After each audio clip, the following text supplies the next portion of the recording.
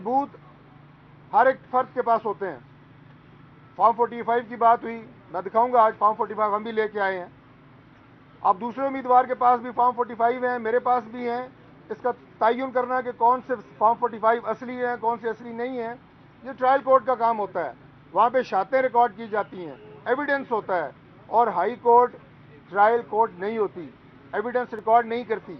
इसलिए election commission भी trial court नहीं होता, एविडेंस रिकॉर्ड नहीं करता। इसलिए इलेक्शन ट्रिब्यूनल मुकर्रर किए जाते हैं। और ये तमाम फैसले जो आप ये कहें कि मुकदमात होते हैं, शिकायत होती हैं इलेक्शन की, वो ट्रिब्यूनल्स में जाते हैं। ये नुक्ता एक्सप्लेन करने के बाद मैं आपको बताऊंगा कि 19 तारीख को उन्होंने क्या किया।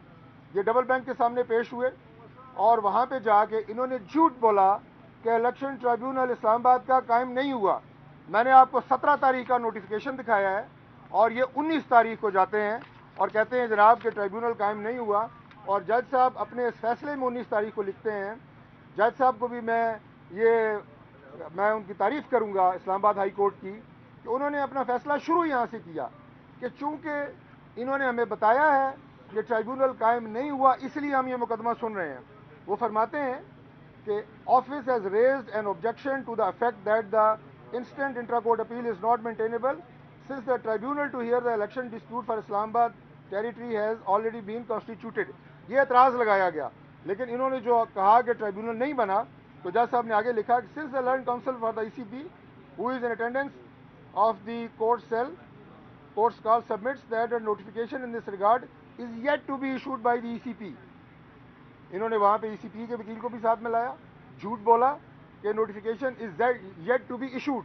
बहरहाल अगले दिन जब पता चला इस्लामाबाद हाई कोर्ट को, तो उन्होंने अपने फैसले के अंदर ये लिखा कि given the fact that an election tribunal for the Islamabad capital territory has already been constituted through notification dated 17 February issued by ECP, it would not be appropriate to proceed further in the matter।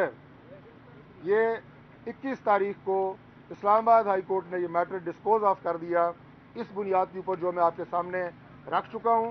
और उसके बाद the appeal stands disposed. ये fraud था जिसकी बुनियाद पे इस्लामाबाद की 3 सीटों के नोटिफिकेशन मुअत्तल हुए।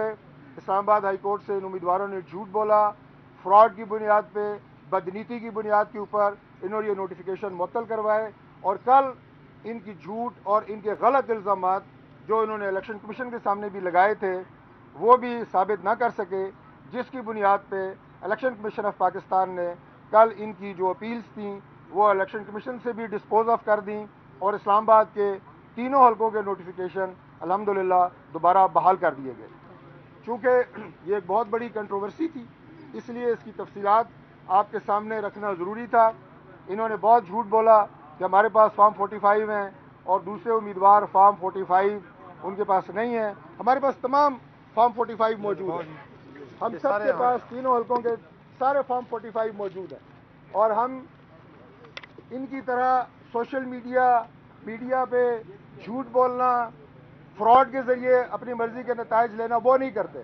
जिस फोरम के ऊपर हमसे ये फॉर्म मांगे जाएंगे हम ये पेश करेंगे और उसके बाद जो अदालती फ़ैसले होंगे, हमने इससे पहले भी माने हैं, इसके बाद भी माने हैं, हम हर अदालती फ़ैसले के पाबंद हैं। मैं सिर्फ ये अर्ज़ करना चाहूँगा इनसे कि खुदा का वास्ता है झूठ मत फैलाएं। 2018 का इलेक्शन हुआ, इससे ज़्यादा एतराज़ात जो 2024 का इलेक्शन है वो 2018 के इलेक्शन के ऊपर उठाए गए। जो अपीलें आज इलेक्शन कमीशन ऑफ पाकिस्तान में हो रही हैं, इलेक्शन पिटिशंस, इससे ज़्यादा इलेक्शन पिटिशंस 2018 के इलेक्शन में हुई। और आपको याद है कि अपोजिशन ने उस वक्त असेंबली में बैठने का बाइकआउट कर दिया था, लेकिन पाकिस्तान पीपल्स पार्टी और मुस्लिम लीग नून की क़यादत ने यह फैसला किया कि हम इनकी जालसाजी का, इनके फ्रॉड का मुकाबला पार्लियामेंट के अंदर करेंगे। और उसके बाद हम पार्लियामेंट में आए। एतराज़ात इलेक्शन धांधली थी। 1970 के बाद 12 इलेक्शन हो चुके हैं पाकिस्तान में, हर इलेक्शन में धांधली के इल्ज़ामात लगे हैं। मुझे एक इलेक्शन ऐसा बताएं जिस पे एतराज़ात ना हुए हों। लेकिन आप केस टू केस बेसिस के ऊपर जाते हैं, आप उन हलकों के ऊपर फोकस करते हैं जिन पे आपको एतराज़ होता है। ये पाकिस्तान की तारीख में इलेक्शन हो चुके हैं पाकिस्तान में, हर इलेक्शन में धांधली के इल्ज़ामात लगे हैं। मुझे एक इलेक्शन ऐसा बताएं जिस पे एतराज़ात ना हुए हों, लेकिन आप केस टू केस बेसिस के ऊपर जाते हैं, आप उन हलकों के ऊपर फोकस करते हैं जिन पे आपको एतराज़ होता है।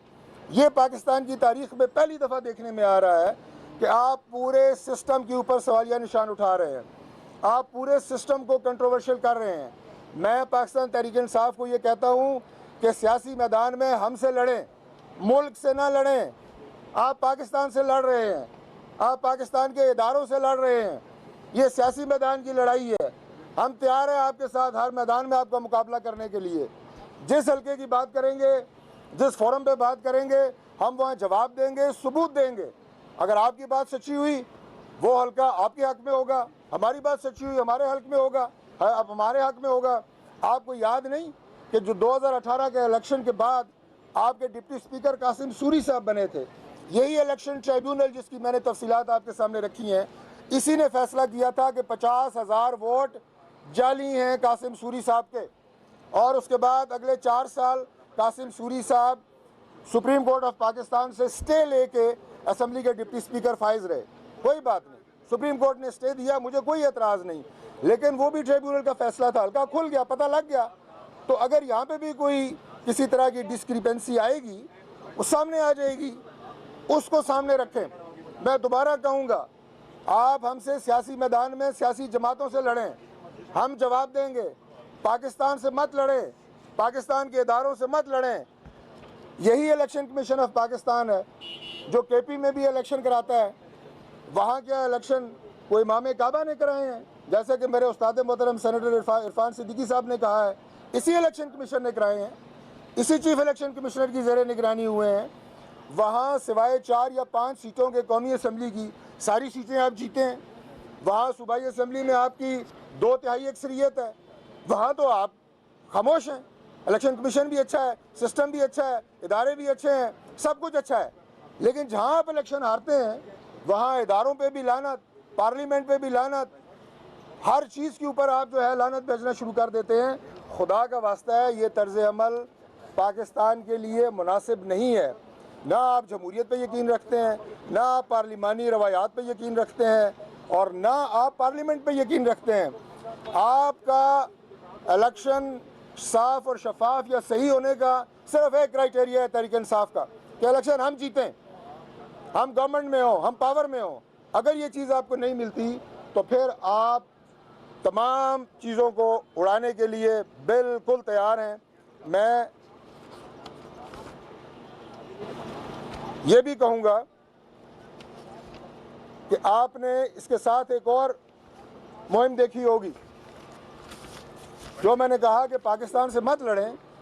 आपको याद होगा कि इनका मुख्तसर अर्ज़ करता हूँ कि जो वतीरा रहा है इदारों के साथ, ये आज इदारे इनकी बदमाशियों की ज़्यादा में आज नहीं आए, हमेशा से हैं। आपको जुडिशल कॉम्प्लेक्स के वो सीन याद होंगे कि जब इमरान खान साहब तशरीफ़ लाते थे पूरा एक लश्कर लेके, यहाँ पे पुलिस की गाड़ियाँ जलती थीं, पुलिस के लोगों को डंडे पड़ते थे, पुलिस की इमारतों के ऊपर चढ़ाई होती थी। हम भी तो इन्हीं इदारों में पेश होते रहे हैं। मियाँ नवाज शरीफ साहब 160 पेशियाँ रही हैं उनकी, लेकिन एक गमला तक नहीं टूटा, ना जुडिशल कॉम्प्लेक्स का, ना इस्लामाबाद हाई कोर्ट का। लेकिन इस वतीरों के साथ आप तमाम सिस्टम को कंट्रोवर्शियल नहीं कर सकते। आपका मुकाबला हर मैदान में किया जाएगा और सियासी अंदाज से किया जाएगा। मैं 9 मई के वाक़यात का सिर्फ इस हद तक जिक्र करूँगा कि आप कहते हैं कि ये भी आपके खिलाफ एक साजिश हुई। इमरान खान साहब के अपने रिश्तेदार, अपने भांजे फौजी वर्दियाँ गाड़ियों की छतों पे चढ़ के लहराते रहे, जो कोर कमांडर के घरों से उन्होंने निकाली। क्या वो साजिश थी? आपके अपने घर के लोग और उन नौजवानों के, मैं पूछता हूँ कि जो माँ बाप हैं उनका क्या कसूर है? आज जिनका ट्रायल हो रहा है, फौजी अदालतों में हो रहा है, जिन्होंने अपने बच्चों को पढ़ाया था अपने बेहतर मुस्तकबिल के लिए, ख़ानदान के बेहतर मुस्तकबिल के लिए, आपने उनको गुमराह किया। मैं नौजवानों को भी एक बात कहता हूँ कि खुदा का वास्ता है, ये मुल्क आपका है, आपका मुस्तकबिल इस मुल्क के साथ है। उन फोर्सेस को पहचानें जो इस मुल्क को बनाने की बात कर रहे हैं। बयानात को भी छोड़ें, अमली तौर पे देखें कि पाकिस्तान को कौन आगे लेके गया है, लेके जा रहा है, लेके जा सकता है। हम सबका मुस्तकबिल इस मुल्क के साथ है, इस मुल्क के इदारों के साथ है। आप अगर इन इदारों को कमज़ोर करेंगे, आप मुल्क को कमज़ोर कर रहे हैं। और फिर सबसे बड़ी बात यह है कि मैं हमेशा ये बात कहता होता हूँ कि सियासी जमातें मुकाबला परफॉर्मेंस पे करती हैं। वो इस बात पे मुकाबला करती हैं कि किसकी क्या कारकर्दगी माजी में रही है, आज क्या है, कल क्या हो सकती है। गालियों के ऊपर कभी भी सियासी जमातें वो मुकाबला नहीं करती। कम अज़ कम हम तो इस मैदान में बिल्कुल मुकाबला नहीं करते। हम बिल्कुल मेरिट पे मुकाबला करेंगे, हक और सच पे मुकाबला करेंगे, और उसके साथ साथ जो हक़ाइक़ हैं उस पर मुकाबला करेंगे। जैसा कि मैंने आपके सामने इस्लामाबाद की 3 सीटों का मामला रखा और सारी तफसील मैंने आपके सामने रखी कि किस तरह हक़ाइक़ को तरोड़ मरोड़ के, झूठ बोल के, हक़ाइक़ को छुपा के हाई कोर्ट से हमारे नोटिफिकेशन मुअत्तल कराए गए।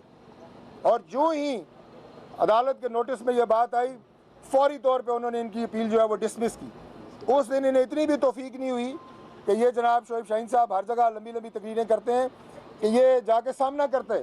जिस दिन ये फैसला हुआ है और उनकी अपील डिसमिस हुई है, और ऑनरेबल जज साहब ने शुरू यहाँ से किया कि जनाब मुझसे ये फैक्ट क्यों छुपाया गया कि इलेक्शन ट्रिब्यूनल कायम हो चुका है, और जब कायम हो चुका है तो हमारी तो जुरिस्डिक्शन नहीं है, हम ये केस सुने। उस दिन कमरा अदालत में मौजूद नहीं थे।